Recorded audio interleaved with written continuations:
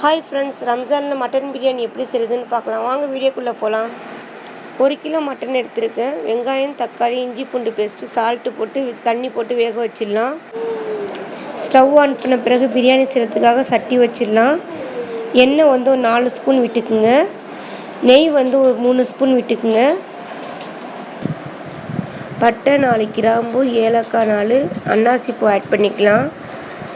சாப் பண்ண வெங்காயம் 4 ஆட் பண்ணிக்கோங்க. கோல்டன் ப்ரௌன் வர வரைக்கும் நல்லா வதக்கி விட்டுக்கலாம்.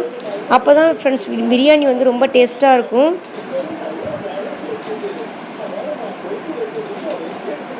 தக்காளி ஆட் பண்ணிக்கலாம்.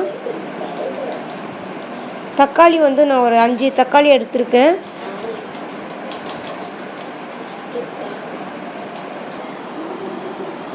வெங்காயம் தக்காளியும் 5 மினிட்ஸ் நல்லா வதக்கி விட்டுக்கிட்டே இருங்க.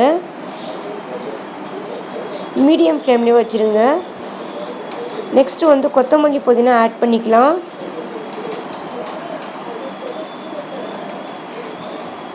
ரொம்ப டேஸ்ட்டாக இருந்தது ஃப்ரெண்ட்ஸ், கண்டிப்பாக நீங்களும் ட்ரை பண்ணி பாருங்கள். பச்சை மிளகாய் 2 ஆட் பண்ணியிருக்கேன். காரமாக இருந்தால் நீங்கள் 4-5 ஆட் பண்ணிக்கலாம். ரெட் சில்லி பவுட்ரு வந்து 1 ஸ்பூன் ஆட் பண்ணிக்கிறேன். Turmeric powder 1 spoon. Garam masala தூள் 1 ஸ்பூன் ஆட் பண்ணிக்கலாம். எல்லாம் சேர்த்து பிறகு நல்லா மிக்ஸ் பண்ணி விட்டுக்கலாம். வெங்காயம், தக்காளி, கொத்தமல்லி புதினா, முந்திரி பருப்பு எல்லாம் அரைச்சி இதில் ஆட் பண்ணிக்கலாம். இஞ்சி பூண்டு பேஸ்ட்டு வந்து 3 ஸ்பூன் ஆட் பண்ணிக்கிறேன். ரொம்ப டேஸ்ட்டாக இருந்தது ஃப்ரெண்ட்ஸ், கண்டிப்பாக நீங்கள் ட்ரை பண்ணி பார்த்துட்டு உங்கள் ஃபீட்பேக்கு கமெண்ட்ஸில் சொல்லுங்கள். பிடிச்சிருந்தால் மறக்காமல் சப்ஸ்கிரைப் பண்ணுங்கள். ஃப்ரெண்ட்ஸ் அண்ட் ஃபேமிலிக்கு ஷேர் பண்ணி விடுங்க. 50 கிராம் தயிர் வந்து ஆட் பண்ணியிருக்கேன். லெமன் இல்லைனா தயிர் ஆட் பண்ணிக்கோங்க. பிகினர்ஸ் கூட ஈஸியாக செஞ்சிடலாம் ஃப்ரெண்ட்ஸ், கண்டிப்பாக ட்ரை பண்ணி பாருங்கள். சால்ட்டு வந்து டேஸ்ட்டுக்கு ஏற்ற மாதிரி ஆட் பண்ணிக்கலாம். வேக வச்ச மட்டன் வந்து இதில் கலந்துக்கலாம்.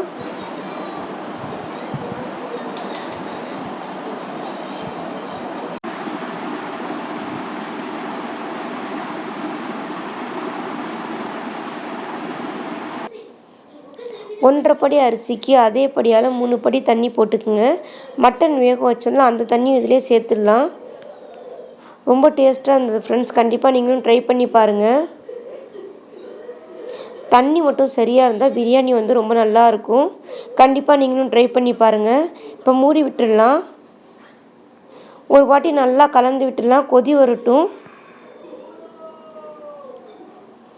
இப்போ வந்து அரிசி எடுத்து போட்டுக்கலாம்.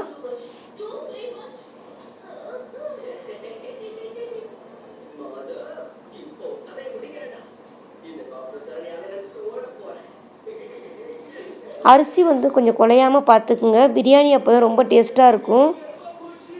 நல்லா மிக்ஸ் பண்ணி விட்டுக்கலாம். நெய் வந்து கொஞ்சமாக ஆட் பண்ணிக்கோங்க.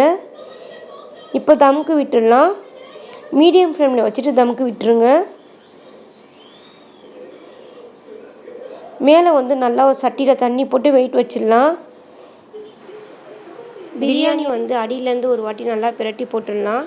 ரொம்ப டேஸ்ட்டாக இருந்தது ஃப்ரெண்ட்ஸ், கண்டிப்பாக நீங்களும் ட்ரை பண்ணி பாருங்கள். 30 நாள் கடமையான நோன்பு வச்ச அனைவருக்கும் ஈத் முபாரக் ஃப்ரெண்ட்ஸ்.